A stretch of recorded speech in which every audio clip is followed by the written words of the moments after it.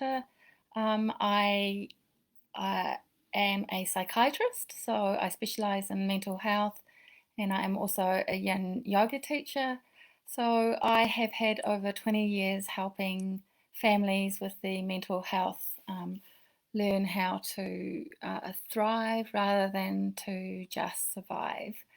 And I've come today to talk to you about COVID fatigue.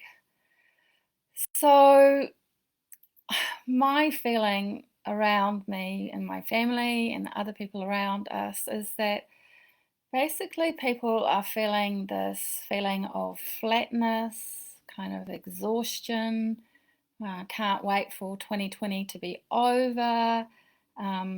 Feelings of that, everything with regards to COVID has been going on for a while now, and there's actually, in New Zealand, we're pretty lucky, but in a lot of other countries, there's no end in sight. So that's kind of been called COVID fatigue in many circles. It's different from depression, in which you will be feeling kind of lack of joy and low mood for over 2 weeks with sleep, appetite, and concentration difficulties. And if you are experiencing that with the fatigue, then maybe go and see your GP. But you might also have that you may have had COVID and you may actually have that post-viral fatigue as well. And if you have that extreme tiredness and neurological symptoms and are in your journey of recovery, my heart goes out to you. So basically you can have the COVID fatigue, which is that psychological stressor that we're all having at the moment, but you might also have had a physical stressor like the virus to cause that COVID fatigue. So what's causing this? So basically, usually the nature of COVID, usually with a disaster, like for example an earthquake disaster, you have that period, that acute phase, the disaster acute phase. Then you have a recovery phase post that phase, and then you have a rebuilding phase. And with COVID, we keep on going in and out of these phases. So we keep on going from the recovery, from the acute phase. We come in and out of lockdowns. We start to recover. We start to rebuild. But basically, we seem to be bouncing back between the acute phase and the rebuilding phase, the acute phase and the rebuilding phase. And that's really both really kind of activating phases. And so what is happening, we can conceptualize it if we think about it in terms of biological, psychological, and social causes for this COVID fatigue. So basically bouncing back between those two areas that doing stuff is actually stimulating our threat system, so our autonomic flight or fight nervous system, and that stimulates that. So that's in our brainstem, and then that stimulates the adrenals that are on top of our kidneys to release adrenaline and to release cortisol. And what adrenaline does is that it stimulates our sympathetic nervous system. And so what happens with our sympathetic nervous system is that our heart rate is increased, our respiratory rate is increased, and our digestive system decreases. And we are always running with our heart rate like that. But for health and resilience, we need to fluctuate between our sympathetic nervous system being stimulated and then the rest and digest nervous system coming in as well. So that is called heart rate variability. So we need to have the increase in the heart rate and then the decrease in the heart rate for normal functioning. And what might be happening for us is that we're running at that increased heart rate for a long period of time. And then also what happens is that what's also stimulated is our cortisol. So our cortisol stress hormone is normal. It increases normally at 4 a.m. in the morning and decreases at 4 p.m. And then that decrease stimulates our sleep hormone, melatonin, to increase. But what will be happening at the same time now is that if we're always stimulating that stress hormone, what starts to happen is cortisol is prolonged in its stimulation, so it goes on beyond 4 p.m. Melatonin can't be effective, and then we start to have kind of all of the sleep difficulties, sleep interruptions that's caused by our system being in overdrive. And also, what's also happening for us is also what is happening is that so this safety nervous system stimulates our kidneys, and then it also stimulates parts of our brain, generally called the default mode network in our brain, which is responsible for like when we're in that automatic pilot and we start that kind of ruminating thinking. So that all adds up to the kind of biological reasons why we are like that. Also, our amygdala gets fired up, so we feel anxious in our midbrain, and our hippocampus can't work so effectively, so we start to have difficulties with focus and memory.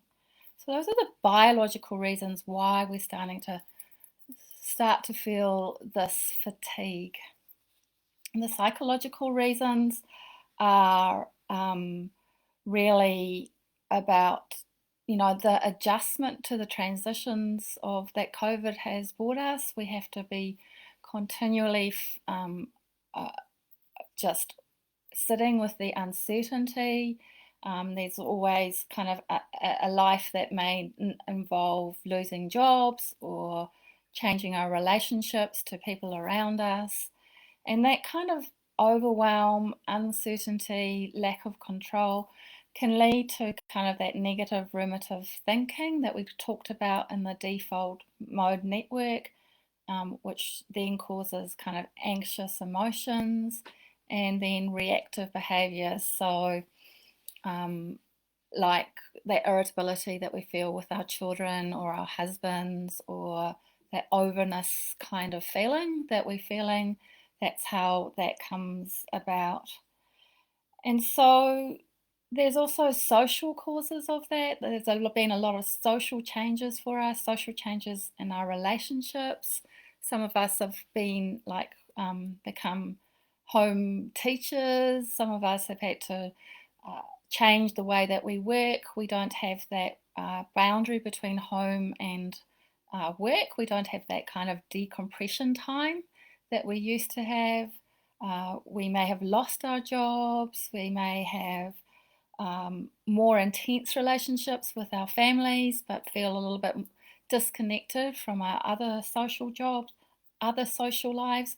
So there's that ever-changing kind of biological reasons for the fatigue, psychological feelings of feeling slightly overwhelmed, and the irritability, and then the changing social milieu around us. And then that's all got to do with what keeps on going on with COVID, let alone stresses that may be happening in your own life, normal life. As my friend says, life gets really lifey. So how can mindful yin yoga help with this, or how can mindfulness and any yoga really help with this? So a lot of researchers talk about resilience as being able to sit in a particular zone. So we have that zone, which is our safe zone, where we're feeling, our sympathetic nervous system is turned off and we're feeling safe. And then we have that zone of discomfort where things are a little bit, uncertain, uncomfortable. And then we have the overwhelm. And what researchers are showing is that resilience is that ability to sit in that zone of discomfort and then recover from that, feeling that zone of discomfort. So how can yoga and yin yoga help you at the moment to start to feel a little bit better?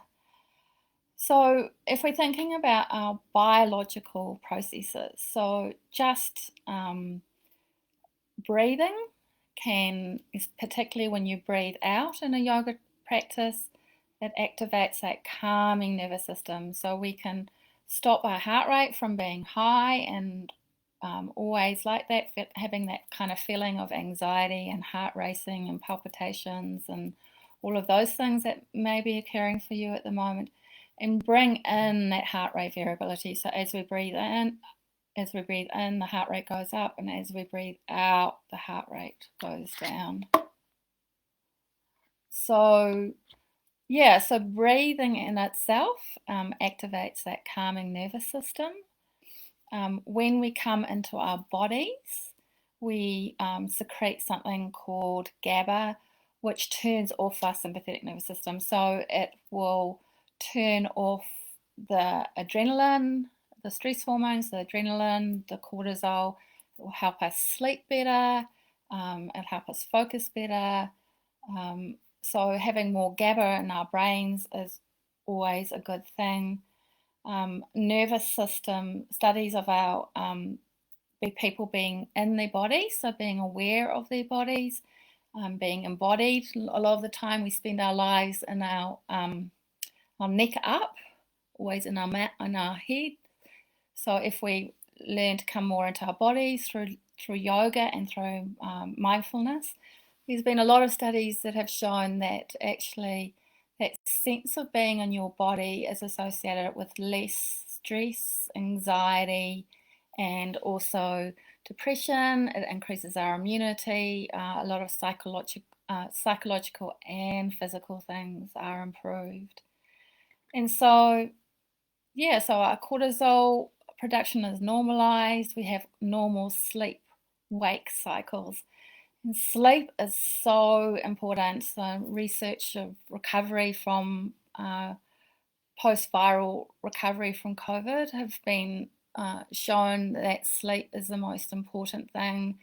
There's some research coming out about, and I don't really know about this, but other friends have known about it, is about kind of like the glial lymphatic systems draining from your brain. You need the sleep for that to happen, and that may be responsible for the viral fatigue that some people feel, and for the kind of olfactory neurological symptoms. So sleep's really important for that physical recovery from fatigue, and also for psychological and mental recovery. So just by coming into our bodies and normalizing our stress hormone response, that's really, really, really good. Really simple things, but really, really effective things. So we're improving our heart rate variability, we're decreasing our stress hormone production.